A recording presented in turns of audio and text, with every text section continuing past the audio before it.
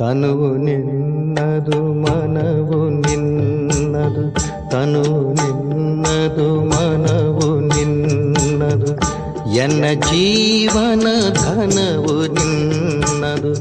ನಾನು ನಿನ್ನವನೆಂಬ ಹೆಮ್ಮೆಯ ಋಣವು ಮಾತ್ರವೇ ನನ್ನದು. ತನು ನಿನ್ನದು ಮನವು ನಿನ್ನದು.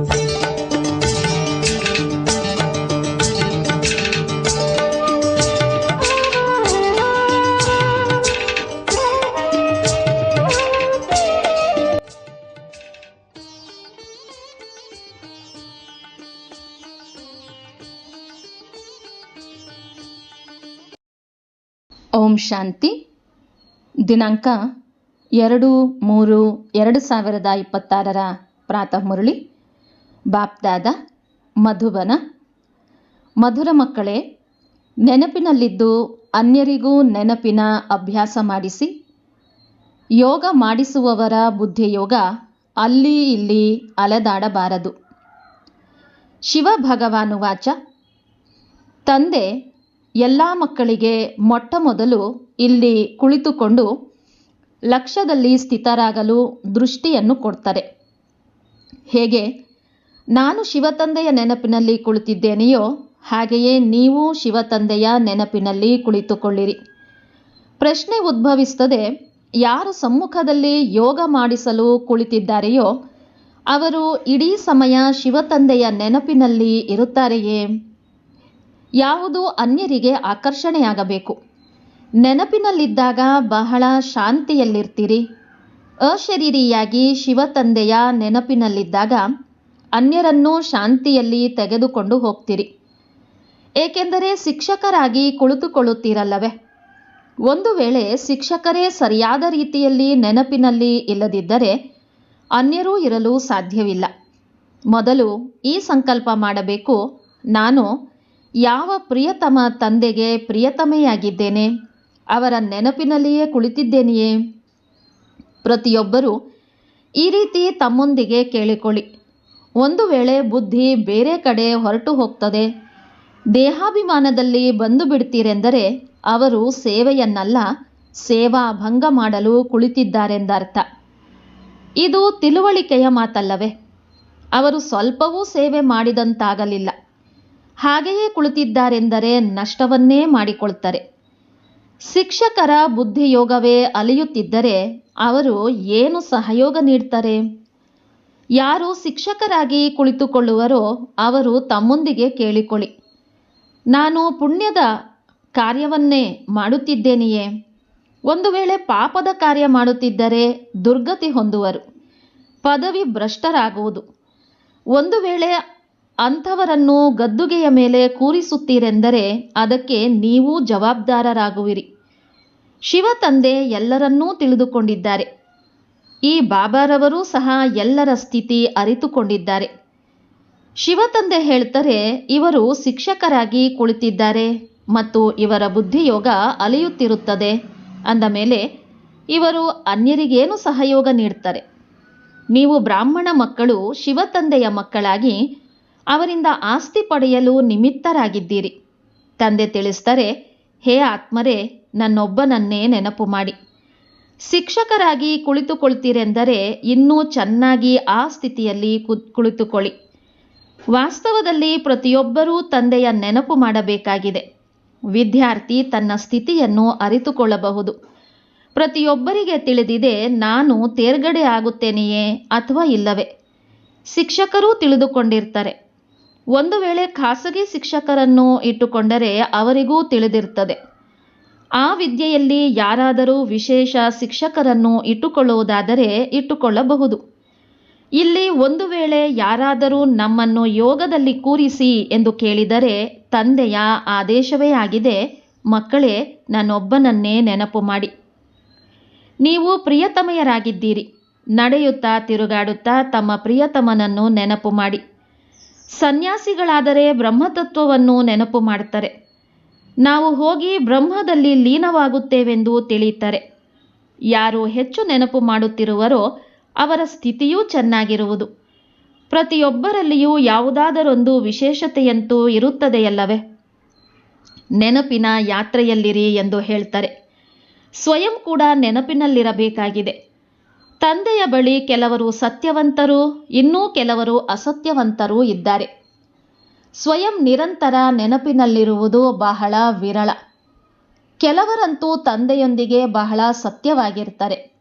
ಈ ಬ್ರಹ್ಮ ತಂದೆಯು ತಮ್ಮ ಅನುಭವವನ್ನು ನೀವು ಮಕ್ಕಳಿಗೆ ತಿಳಿಸ್ತಾರೆ. ನಾನು ಸ್ವಲ್ಪ ಸಮಯ ನೆನಪಿನಲ್ಲಿರ್ತೇನೆ, ಮತ್ತೆ ಮರೆತು ಬಿಡ್ತೇನೆ. ಏಕೆಂದರೆ ಇವರ ಮೇಲೆ ಬಹಳ ಜವಾಬ್ದಾರಿ ಇದೆ. ಎಷ್ಟೊಂದು ಮಕ್ಕಳು ಇದ್ದಾರೆ. ನೀವು ಮಕ್ಕಳಿಗೆ ಇದು ಸಹ ಅರ್ಥವಾಗೋದಿಲ್ಲ, ಈ ಮುರಳಿಯನ್ನು ಶಿವ ತಂದೆ ನುಡಿಸಿದರೆ ಅಥವಾ ಬ್ರಹ್ಮ ತಂದೆ ನುಡಿಸುತ್ತಾರೆಯೇ? ಏಕೆಂದರೆ ಇಬ್ಬರೂ ಒಟ್ಟಿಗೆ ಇದ್ದಾರಲ್ಲವೇ? ನಾನು ಸಹ ಶಿವ ತಂದೆಯ ನೆನಪು ಮಾಡುತ್ತೇನೆಂದು ಈ ಬ್ರಹ್ಮರವರು ಹೇಳ್ತಾರೆ. ಇವರು ಸಹ ಮಕ್ಕಳಿಗೆ ಯೋಗ ಮಾಡಿಸ್ತಾರೆ. ಇವರು ಕುಳಿತುಕೊಂಡಾಗ ನೋಡ್ತೀರಿ ಎಷ್ಟು ಆಳವಾದ ಶಾಂತಿ ಏರ್ಪಡುತ್ತದೆ. ಅನೇಕರನ್ನು ಸೆಳೆಯುತ್ತಾರೆ. ತಂದೆಯಲ್ಲವೇ? ಆದ್ದರಿಂದಲೇ ಹೇಳ್ತಾರೆ, ಮಕ್ಕಳೇ ನೆನಪಿನ ಯಾತ್ರೆಯಲ್ಲಿರಿ. ಮೊದಲು ಸ್ವಯಂ ನೆನಪಿನಲ್ಲಿರಬೇಕಾಗಿದೆ. ಕೇವಲ ಪಂಡಿತರಾಗಬಾರದು. ನೆನಪಿನಲ್ಲಿ ಇಲ್ಲವೆಂದರೆ ಅಂತಿಮದಲ್ಲಿ ಅನುತ್ತೀರ್ಣರಾಗ್ತೀರಿ. ಮಮ್ಮ ಬಾಬಾರವರದ್ದಂತೂ ಶ್ರೇಷ್ಠ ಪದವಿಯಾಗಿದೆ. ಉಳಿದಂತೆ ಇನ್ನೂ ಮಾಲೆಯಾಗಿಲ್ಲ. ಒಂದು ಮಣಿಯೂ ಸಹ ಇನ್ನೂ ಸಂಪೂರ್ಣವಾಗಿಲ್ಲ.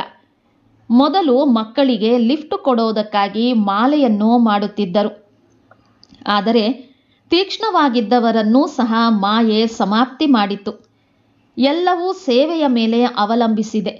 ಆದ್ದರಿಂದ ಯಾರು ಸಮ್ಮುಖದಲ್ಲಿ ಯೋಗ ಮಾಡಿಸಲು ಕುಳಿತುಕೊಳ್ಳುವರೋ ಅವರು ಇದನ್ನು ತಿಳಿದುಕೊಳ್ಳಬೇಕು, ನಾನು ಸತ್ಯ ಶಿಕ್ಷಕನಾಗಿ ಕುಳಿತುಕೊಳ್ಳಬೇಕು. ಇಲ್ಲದಿದ್ದರೆ ನನ್ನ ಬುದ್ಧಿ ಅಲ್ಲಿ ಇಲ್ಲಿ ಹೊರಟು ಹೋಗ್ತದೆ ಎಂದು ಹೇಳಬೇಕು. ನಾನು ಇಲ್ಲಿ ಕುಳಿತುಕೊಳ್ಳಲು ಯೋಗ್ಯವಲ್ಲವೆಂದು ಸ್ವಯಂ ನೇರವಾಗಿ ಹೇಳಬೇಕು. ತಾವೇ ಹೋಗಿ ಕುಳಿತುಕೊಳ್ಳುವುದಲ್ಲ. ಕೆಲವರು ಭಲೆ ಮುರಳಿಯನ್ನು ಓದಿ ಹೇಳುವುದಿಲ್ಲ, ಆದರೆ ನೆನಪಿನಲ್ಲಿರ್ತಾರೆ. ಇಲ್ಲಂತೂ ಎರಡರಲ್ಲಿಯೂ ತೀಕ್ಷ್ಣವಾಗಿ ಮುಂದೆ ಹೋಗಬೇಕು. ಬಹಳ ಒಳ್ಳೆಯ ಪ್ರಿಯತಮನಾಗಿದ್ದಾರೆ ಅಂದ ಮೇಲೆ ಅವರನ್ನು ಬಹಳ ನೆನಪು ಮಾಡಬೇಕು. ಇದರಲ್ಲಿಯೇ ಪರಿಶ್ರಮವಿದೆ. ಬಾಕಿ ಪ್ರಜೆಗಳಾಗುವುದು ಸಹಜವಾಗಿದೆ. ದಾಸದಾಸಿಯರಾಗುವುದು ದೊಡ್ಡ ಮಾತಲ್ಲ. ಅಂತಹವರು ಹೆಚ್ಚು ಜ್ಞಾನವನ್ನು ತೆಗೆದುಕೊಳ್ಳೋದಿಲ್ಲ. ಹೇಗೆ ನೋಡಿ, ಯಜ್ಞದ ಭಂಡಾರಿ ಭೋಲಿದಾದಿ ಎಲ್ಲರನ್ನೂ ಬಹಳ ಖುಷಿ ಪಡಿಸ್ತಾರೆ. ಯಾರಿಗೂ ದುಃಖ ಕೊಡೋದಿಲ್ಲ. ಎಲ್ಲರೂ ಮಹಿಮೆ ಮಾಡ್ತಾರೆ. ವಾಹ್, ಶಿವ ತಂದೆಯ ಭಂಡಾರಿ ನಂಬರ್ 1 ಆಗಿದ್ದಾರೆ. ಅನೇಕರ ಮನಸ್ಸನ್ನು ಖುಷಿಪಡಿಸ್ತಾರೆ. ತಂದೆಯೂ ಸಹ ಮಕ್ಕಳ ಮನಸ್ಸನ್ನು ಖುಷಿಪಡಿಸ್ತಾ ಬಂದಿದ್ದಾರೆ. ತಂದೆ ತಿಳಿಸ್ತಾರೆ, ನನ್ನ ನೆನಪು ಮಾಡಿ ಮತ್ತು ಚಕ್ರವನ್ನೂ ಬುದ್ಧಿಯಲ್ಲಿಟ್ಟುಕೊಳ್ಳಿ. ಈಗ ಪ್ರತಿಯೊಬ್ಬರೂ ತಮ್ಮ ಕಲ್ಯಾಣ ಮಾಡಿಕೊಳ್ಳಬೇಕಾಗಿದೆ. ಅವಿಶ್ರಾಂತ ಸೇವೆ ಮಾಡಬೇಕು. ಬಹಳ ದಯಾಹೃದಯಿಗಳಾಗಬೇಕಾಗಿದೆ. ಮನುಷ್ಯರು ಮುಕ್ತಿ ಜೀವನ್ಮುಕ್ತಿಗಾಗಿ ಬಹಳ ಅಲದಾಡ್ತಾರೆ. ಯಾರಿಗೂ ಸದ್ಗತಿಯ ಬಗ್ಗೆ ತಿಳಿದೇ ಇಲ್ಲ. ಎಲ್ಲಿಂದ ಬಂದೆವೋ ಅಲ್ಲಿಗೆ ಹಿಂತಿರುಗಿ ಹೋಗಬೇಕೆಂದು ತಿಳಿತಾರೆ. ನಾಟಕವೆಂಬುದನ್ನು ತಿಳಿದುಕೊಳ್ತಾರೆ, ಆದರೆ ಅದರಂತೆ ನಡೆಯೋದಿಲ್ಲ. ನೋಡಿ, ತರಗತಿಗೆ ಕೆಲವೊಂದು ಕಡೆ ಮುಸಲ್ಮಾನರೂ ಬರ್ತಾರೆ. ಅವರೇ ಹೇಳ್ತಾರೆ, ನಾವು ಮೂಲತಃ ದೇವಿ ದೇವತಾ ಧರ್ಮದವರಾಗಿದ್ದೆವು. ನಂತರ ಹೋಗಿ ನಾವು ಮುಸಲ್ಮಾನ ಧರ್ಮದಲ್ಲಿ ಹೋಗಿ ಸೇರಿದೆವು. ನಾವೇ 84 ಜನ್ಮಗಳನ್ನು ತೆಗೆದುಕೊಂಡಿದ್ದೇವೆ. ಸಿಂಧ್ನಲ್ಲಿಯೂ 5-6 ಮಂದಿ ಮುಸಲ್ಮಾನರು ಬರುತ್ತಿದ್ದರು. ಈಗಲೂ ಬರ್ತಾರೆ. ಮುಂದೆ ನಡೆಯುವರೇ ಅಥವಾ ಇಲ್ಲವೇ ಎಂದು ನೋಡಬೇಕು. ಏಕೆಂದರೆ ಮಾಯೆಯೂ ಸಹ ಪರೀಕ್ಷೆಯನ್ನು ತೆಗೆದುಕೊಳ್ತದೆ.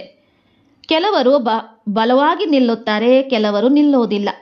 ಯಾರು ಮೂಲ ಬ್ರಾಹ್ಮಣ ಧರ್ಮದವರಾಗಿರುವರೋ, ಯಾರು 84 ಜನ್ಮಗಳನ್ನು ತೆಗೆದುಕೊಂಡಿರುವರೋ ಅವರೆಂದೂ ಅಲುಗಾಡೋದಿಲ್ಲ. ಇನ್ನೂ ಕೆಲವರು ಕಾರಣವಿಲ್ಲದೆ ಹೊರಟು ಹೋಗ್ತಾರೆ. ದೇಹಾಭಿಮಾನ ಬಂದು ಬಿಡ್ತದೆ. ನೀವು ಮಕ್ಕಳಂತೂ ಅನೇಕರ ಕಲ್ಯಾಣ ಮಾಡಬೇಕಾಗಿದೆ. ಇಲ್ಲವೆಂದರೆ ಯಾವ ಪದವಿಯನ್ನು ಪಡಿತೀರಿ? ತಮ್ಮ ಕಲ್ಯಾಣಕ್ಕಾಗಿ ಮನೆ ಮಠವನ್ನು ಬಿಟ್ಟಿದ್ದೀರಿ. ಹಾಗೆಂದು ಹೇಳಿ ನೀವೇನು ತಂದೆಯ ಮೇಲೆ ದಯೆ ತೋರಿಸಿಲ್ಲ. ತಂದೆಯ ಆಗಿದ್ದೀರೆಂದರೆ ಅದೇ ರೀತಿ ಸೇವೆಯನ್ನೂ ಮಾಡಬೇಕು. ನಿಮಗಂತೂ ರಾಜ್ಯ ಪದಕ ಸಿಗ್ತದೆ. 21 ಜನ್ಮಗಳು ಸದಾ ಸುಖದ ರಾಜ್ಯ ಸಿಗ್ತದೆ. ಕೇವಲ ಈಗ ಮಾಯೆಯ ಮೇಲೆ ಜಯಗಳಿಸಬೇಕು ಮತ್ತು ಅನ್ಯರಿಗೂ ಕಲಿಸಬೇಕಾಗಿದೆ. ಕೆಲವರಂತೂ ಅನುತ್ತೀರ್ಣರಾಗ್ತಾರೆ. ರಾಜ್ಯಭಾಗ್ಯವನ್ನು ಪಡೆಯುವುದು ಬಹಳ ಕಷ್ಟವೆಂದು ತಿಳಿದುಕೊಳ್ತಾರೆ. ಇದಕ್ಕೆ ತಂದೆ ಹೇಳ್ತಾರೆ, ಈ ರೀತಿ ತಿಳಿದುಕೊಳ್ಳುವುದು ದುರ್ಬಲತೆಯಾಗಿದೆ. ತಂದೆ ಮತ್ತು ಆಸ್ತಿಯ ನೆನಪು ಮಾಡುವುದಂತೂ ಬಹಳ ಸಹಜವಾಗಿದೆ. ಮಕ್ಕಳಲ್ಲಿ ರಾಜ್ಯವನ್ನೂ ಪಡೆಯುವ ಸಾಹಸವಿಲ್ಲ. ಆದ್ದರಿಂದ ಉದಾಸೀನರಾಗಿ ಕುಳಿತುಕೊಳ್ತಾರೆ. ತಾನೂ ತೆಗೆದುಕೊಳ್ಳುವುದಿಲ್ಲ, ಅನ್ಯರೂ ತೆಗೆದುಕೊಳ್ಳಲು ಬಿಡುವುದಿಲ್ಲ. ಅಂದಾಗ ಪರಿಣಾಮವೇನಾಯಿತು? ತಂದೆ ತಿಳಿಸ್ತಾರೆ, ಹಗಲು ರಾತ್ರಿ ಸರ್ವೀಸ್ ಮಾಡಿ ಕಾಂಗ್ರೆಸ್ಸಿನವರು ಪರಿಶ್ರಮ ಪಟ್ಟರು. ಎಷ್ಟೊಂದು ಕಷ್ಟವನ್ನು ಸಹನೆ ಮಾಡಿದರು. ಆದ್ದರಿಂದಲೇ ಬ್ರಿಟಿಷರಿಂದ ರಾಜ್ಯವನ್ನು ಪಡೆದುಕೊಂಡರು. ನೀವೀಗ ರಾವಣನಿಂದ ರಾಜ್ಯವನ್ನು ಪಡೆಯಬೇಕಾಗಿದೆ. ರಾವಣನಂತೂ ಎಲ್ಲರ ಶತ್ರುವಾಗಿದ್ದಾನೆ. ನಾವು ರಾವಣನ ಮತದಂತೆ ನಡೆಯುತ್ತಿದ್ದೇವೆಯೇ? ಆದ್ದರಿಂದಲೇ ದುಃಖಿಯಾಗಿದ್ದೇವೆಂದು ಪ್ರಪಂಚದವರಿಗೆ ಗೊತ್ತಿಲ್ಲ. ಯಾರಿಗೂ ಸತ್ಯವಾದ ಸ್ಥಿರವಾದ ಸುಖವಿಲ್ಲ. ಶಿವತಂದೆ ಹೇಳ್ತಾರೆ, ನಾನು ನೀವು ಮಕ್ಕಳನ್ನು ಸದಾ ಸುಖಿಯನ್ನಾಗಿ ಮಾಡಲು ಬಂದಿದ್ದೇನೆ. ಈಗ ಶ್ರೀಮತದಂತೆ ನಡೆದು ಶ್ರೇಷ್ಠರಾಗಬೇಕಾಗಿದೆ. ಯಾರೆಲ್ಲ ಭಾರತವಾಸಿಗಳಿದ್ದಾರೆಯೋ ಅವರು ತಮ್ಮ ಧರ್ಮವನ್ನು ಮರೆತಿದ್ದಾರೆ. ಯಥಾ ರಾಜ ರಾಣಿ ತಥಾ ಪ್ರಜಾ. ಈಗ ನೀವು ಮಕ್ಕಳಿಗೆ ಸೃಷ್ಟಿಚಕ್ರ ಹೇಗೆ ನಡೀತದೆ ಎಂದು ತಿಳುವಳಿಕೆ ಸಿಕ್ತಿದೆ. ಆದರೂ ಸಹ ಪದೇ ಪದೇ ಮರೆತು ಹೋಗ್ತಾರೆ. ಬುದ್ಧಿಯಲ್ಲಿ ನಿಲ್ಲುವುದೇ ಇಲ್ಲ. ಭಲೆ ಬ್ರಾಹ್ಮಣರಂತೂ ಅನೇಕರಾಗ್ತಾರೆ. ಆದರೆ ಕಚ್ಚಾ ಆಗಿರುವ ಕಾರಣ ವಿಕಾರದಲ್ಲಿಯೂ ಹೋಗುತ್ತಿರುತ್ತಾರೆ. ನಾವು ಬಿಕೆ ಆಗಿದ್ದೇವೆಂದು ಹೇಳ್ತಾರೆ, ಆದರೆ ಇಲ್ಲ. ಯಾರು ಪೂರ್ಣ ರೀತಿಯಲ್ಲಿ ತಂದೆಯ ಆದೇಶದಂತೆ ನಡೆಯುವರೋ, ತಮ್ಮ ಸಮಾನರನ್ನಾಗಿ ಮಾಡಿಕೊಳ್ತಾ ಇರುವರೋ ಅವರೇ ಶ್ರೇಷ್ಠ ಪದವಿ ಪಡೆಯಬಲ್ಲರು. ವಿಘ್ನಗಳಂತೂ ಬೀಳ್ತವೆ. ಅಮೃತವನ್ನು ಕುಡಿತಾ ಕುಡಿತಾ ಮತ್ತೆ ಹೋಗಿ ವಿಘ್ನಗಳನ್ನು ಹಾಕ್ತಾರೆ. ಇದೂ ಗಾಯನವಿದೆ. ಅಂಥವರ ಪದವಿ ಏನಾಗುವುದು? ಕೆಲವರು ಹೆಣ್ಣು ಮಕ್ಕಳು ವಿಕಾರದ ಕಾರಣ ಪೆಟ್ಟುಗಳನ್ನು ತಿನ್ನುತ್ತಾರೆ. ಬಾಬಾ, ಈ ದುಃಖವನ್ನು ಸ್ವಲ್ಪ ಸಹನೆ ಮಾಡ್ತೇನೆ. ನಮ್ಮ ಪ್ರಿಯತಮ ತಂದೆಯಲ್ಲವೇ? ಪೆಟ್ಟು ತಿನ್ನುತ್ತಿದ್ದರೂ ಸಹ ಶಿವತಂದೆಯ ನೆನಪು ಮಾಡುತ್ತೇವೆಂದು ಹೇಳ್ತಾರೆ. ಅಂಥವರು ಬಹಳ ಖುಷಿಯಲ್ಲಿರ್ತಾರೆ. ಈ ಅಪಾರ ಖುಷಿಯಲ್ಲಿರಬೇಕು.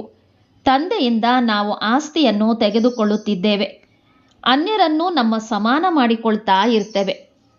ತಂದೆಯ ಬುದ್ಧಿಯಲ್ಲಂತೂ ಈ ಏಣಿಯ ಚಿತ್ರ ಬಹಳ ಇರ್ತದೆ. ಇದಕ್ಕೆ ಬಹಳ ಮಹತ್ವಿಕೆ ಕೊಡ್ತಾರೆ. ಯಾವ ಮಕ್ಕಳು ವಿಚಾರ ಸಾಗರ ಮಂಥನ ಮಾಡಿ ಇಂತಿಂತಹ ಚಿತ್ರಗಳನ್ನು ಮಾಡಿಸುತ್ತಾರೆಯೋ ಅಂಥವರಿಗೆ ತಂದೆಯೂ ಸಹ ಅಭಿನಂದನೆಗಳನ್ನು ತಿಳಿಸ್ತಾರೆ. ಅಥವಾ ಈ ರೀತಿ ಹೇಳಬಹುದು, ತಂದೆ ಅಂತಹ ಮಕ್ಕಳಿಗೆ ಪ್ರೇರಣೆ ನೀಡಿದ್ದಾರೆ. ಏಣಿಯ ಚಿತ್ರವನ್ನು ಸಹ ಬಹಳ ಚೆನ್ನಾಗಿ ಮಾಡಿದ್ದಾರೆ. 84 ಜನ್ಮಗಳನ್ನು ಅರಿತುಕೊಂಡಿರುವುದರಿಂದ ಇಡೀ ಸೃಷ್ಟಿಯ ಆದಿ ಮಧ್ಯ ಅಂತ್ಯವನ್ನು ಅರಿತುಕೊಂಡಿದ್ದೀರಿ. ಇದು ಬಹಳ ಒಳ್ಳೆಯ ಚಿತ್ರವಾಗಿದೆ. ತ್ರಿಮೂರ್ತಿ ಗೋಲದ ಚಿತ್ರಕ್ಕಿಂತಲೂ ಇದರಲ್ಲಿ ಜ್ಞಾನ ಚೆನ್ನಾಗಿದೆ. ನಾವೀಗ ಮೇಲೇರುತ್ತಿದ್ದೇವೆ. ಎಷ್ಟು ಸಹಜವಾಗಿದೆ. ತಂದೆ ಬಂದು ಲಿಫ್ಟ್ ಕೊಡ್ತಾರೆ. ತಂದೆಯಿಂದ ಶಾಂತಿಪೂರ್ವಕವಾಗಿ ಆಸ್ತಿಯನ್ನು ತೆಗೆದುಕೊಳ್ಳುತ್ತಿದ್ದೇವೆ. ಏಣಿಯ ಚಿತ್ರದ ಜ್ಞಾನ ಬಹಳ ಚೆನ್ನಾಗಿದೆ. ಇದರಲ್ಲಿ ತಿಳಿಸಬೇಕು, ನೀವು ಹಿಂದೂಗಳಲ್ಲ, ದೇವಿ ದೇವತಾ ಧರ್ಮದವರಾಗಿದ್ದೀರಿ. ಒಂದು ವೇಳೆ ನಾವು 84 ಜನ್ಮಗಳನ್ನು ತೆಗೆದುಕೊಂಡಿದ್ದೇವೆಯೇ ಎಂದು ಕೇಳಿದರೆ ತಿಳಿಸಿ, ಅರೆ ನಾವೇ 84 ಜನ್ಮಗಳನ್ನು ತೆಗೆದುಕೊಂಡಿದ್ದೇವೆ ಎಂದು ಏಕೆ ತಿಳಿದುಕೊಳ್ಳೋದಿಲ್ಲ? ಈಗ ಪುನಃ ನೆನಪು ಮಾಡಿಕೊಳ್ಳಿ. ಆಗ ನೀವು ಪುನಃ ಮೊದಲ ನಂಬರಿನಲ್ಲಿ ಬಂದು ಬಿಡುತ್ತೀರಿ. ತಮ್ಮ ಕುಲದವರಾಗಿದ್ದರೆ ಎಲ್ಲರೂ 84 ಜನ್ಮಗಳನ್ನು ತೆಗೆದುಕೊಳ್ಳಲು ಸಾಧ್ಯವೇ ಎಂಬ ಪ್ರಶ್ನೆ ಅವರಿಗೆ ಬರಲು ಸಾಧ್ಯವಿಲ್ಲ. ಅರೆ ನಾವು ತಡವಾಗಿ ಬಂದಿದ್ದೇವೆ ಎಂದು ನೀವೇಕೆ ತಿಳಿದುಕೊಳ್ತೀರಿ? ತಂದೆ ಎಲ್ಲ ಮಕ್ಕಳಿಗೆ ತಿಳಿಸ್ತಾರೆ, ನೀವು ಭಾರತವಾಸಿಗಳು 84 ಜನ್ಮಗಳನ್ನು ತೆಗೆದುಕೊಂಡಿದ್ದೀರಿ. ಈಗ ಪುನಃ ಆಸ್ತಿ ತೆಗೆದುಕೊಳ್ಳಿ, ಸ್ವರ್ಗಕ್ಕೆ ನಡೆಯಿರಿ. ನೀವು ಮಕ್ಕಳು ಯೋಗದಲ್ಲಿ ಕುಳಿತುಕೊಳ್ತೀರಿ, ಏಣಿಯನ್ನು ನೆನಪು ಮಾಡುತ್ತೀರೆಂದರೆ ಬಹಳ ಖುಷಿಯಲ್ಲಿರ್ತೀರಿ. ನಾವು 84 ಜನ್ಮಗಳನ್ನು ಪೂರ್ಣಗೊಳಿಸಿದ್ದೇವೆ. ನಾವೀಗ ಹಿಂತಿರುಗಿ ಹೋಗುತ್ತೇವೆ. ಎಷ್ಟೊಂದು ಖುಷಿಯಾಗ್ತದೆ. ಸೇವೆ ಮಾಡುವ ಉಲ್ಲಾಸವೂ ಇರಬೇಕು. ತಿಳಿಸಿಕೊಡುವ ಬಹಳಷ್ಟು ವಿಧಾನಗಳೂ ನಿಮಗೆ ಸಿಗುತ್ತಿವೆ. ಏಣಿಯ ಚಿತ್ರದಲ್ಲಿಯೂ ತಿಳಿಸಿ, ಚಿತ್ರಗಳೆಲ್ಲವೂ ಬೇಕಲ್ಲವೇ? ತ್ರಿಮೂರ್ತಿ ಚಿತ್ರವೂ ಬೇಕು. ತಂದೆ ತಿಳಿಸ್ತಾರೆ, ನೀವು ನನ್ನ ಭಕ್ತರ ಬಳಿ ಹೋಗಿ ನೀವು ಈ ಜ್ಞಾನವನ್ನು ತಿಳಿಸಿ. ಅವರು ಮಂದಿರಗಳಲ್ಲಿ ಸಿಗ್ತಾರೆ. ಮಂದಿರಗಳಲ್ಲಿಯೂ ಈ ಏಣಿಯ ಚಿತ್ರದ ಬಗ್ಗೆ ತಿಳಿಸಿಕೊಡಿ. ಇಡೀ ದಿನ ನಾವು ತಂದೆಯ ಪರಿಚಯವನ್ನು ಕೊಟ್ಟು ಯಾರ ಕಲ್ಯಾಣ ಮಾಡಬೇಕೆಂಬುದೇ ಬುದ್ಧಿಯಲ್ಲಿರಲಿ. ದಿನ ಪ್ರತಿದಿನ ಬುದ್ಧಿಯ ಬೀಗ ತೆರೆಯುತ್ತಾ ಹೋಗುವುದು. ಯಾರು ಆಸ್ತಿಯನ್ನು ಪಡೆಯಬೇಕಾಗಿದೆಯೋ ಅವರು ಬರ್ತಾರೆ. ದಿನ ಪ್ರತಿದಿನ ಕಲಿಯುತ್ತಲೇ ಇರ್ತಾರೆ. ಕೆಲವರ ಮೇಲೆ ಗ್ರಹಚಾರ ಕುಳಿತುಕೊಳ್ಳುತ್ತದೆ ಎಂದರೆ ತಂದೆಗೆ ತಿಳಿಸಬೇಕಾಗ್ತದೆ. ನಮ್ಮ ಮೇಲೆ ಗ್ರಹಚಾರವಿದೆ, ಆದ್ದರಿಂದ ನಮ್ಮಿಂದ ಸೇವೆಯಾಗುತ್ತಿಲ್ಲ ಎಂಬುದನ್ನು ಅವರು ತಿಳಿದುಕೊಳ್ಳೋದೇ ಇಲ್ಲ. ನೀವು ಮಕ್ಕಳ ಮೇಲೆ ಎಲ್ಲ ಜವಾಬ್ದಾರಿ ಇದೆ. ತಮ್ಮ ಸಮಾನ ಬ್ರಾಹ್ಮಣರನ್ನಾಗಿ ಮಾಡುತ್ತಾ ಇರಿ. ಸೇವೆಯಲ್ಲಿರೋದರಿಂದ ಬಹಳ ಖುಷಿ ಇರ್ತದೆ. ಅನೇಕರ ಕಲ್ಯಾಣವಾಗ್ತದೆ. ಬಾಬಾರವರಿಗೆ ಬಾಂಬೆಯಲ್ಲಿ ಸರ್ವಿಸ್ ಮಾಡಲು ಬಹಳ ಮಜಾ ಬರುತ್ತಿತ್ತು. ಅನೇಕರು ಹೊಸಬರು ಬರುತ್ತಿದ್ದರು. ಬಾಬಾರವರಿಗೆ ಸರ್ವಿಸ್ ಮಾಡಬೇಕೆಂದು ಬಹಳ ಮನಸ್ಸಾಗ್ತದೆ. ಹಾಗೆಯೇ ಮಕ್ಕಳು ಸಹ ದಯಾಹೃದಯಿಗಳಾಗಬೇಕು. ಸರ್ವೀಸಿನಲ್ಲಿ ತೊಡಗಬೇಕು. ಇದು ಮನಸ್ಸಿನಲ್ಲಿರಲಿ. ಎಲ್ಲಿಯವರೆಗೆ ನಾವು ಯಾರನ್ನೂ ತಮ್ಮ ಸಮಾನ ಮಾಡಿಕೊಳ್ಳುವುದಿಲ್ಲವೋ ಅಲ್ಲಿಯವರೆಗೆ ಭೋಜನವನ್ನು ಸೇವಿಸಬಾರದು. ಮೊದಲು ನಾನು ಪುಣ್ಯಕರ್ಮ ಮಾಡಬೇಕು, ಪಾಪಾತ್ಮರನ್ನು ಪುಣ್ಯಾತ್ಮರನ್ನಾಗಿ ಮಾಡಿ ನಂತರ ರೊಟ್ಟಿಯನ್ನು ತಿನ್ನುವೆನು. ಹೀಗೆ ಸರ್ವೀಸ್ನಲ್ಲಿ ತೊಡಗಿರಬೇಕು. ಅನ್ಯರ ಜೀವನವನ್ನು ಸಫಲ ಮಾಡಿಸಿ ಆಗ ರೊಟ್ಟಿ ತಿನ್ನುವೆನು. ಹೀಗೆ ತಮ್ಮ ಸಮಾನ ಬ್ರಾಹ್ಮಣರನ್ನಾಗಿ ಮಾಡುವ ಪ್ರಯತ್ನ ಪಡಬೇಕು. ಮಕ್ಕಳಿಗಾಗಿ ಈ ಮಾಸಪತ್ರಿಕೆ ಬರ್ತದೆ. ಆದರೆ ಬಿಕೆಗಳು ಇಷ್ಟೊಂದು ಓದೋದಿಲ್ಲ.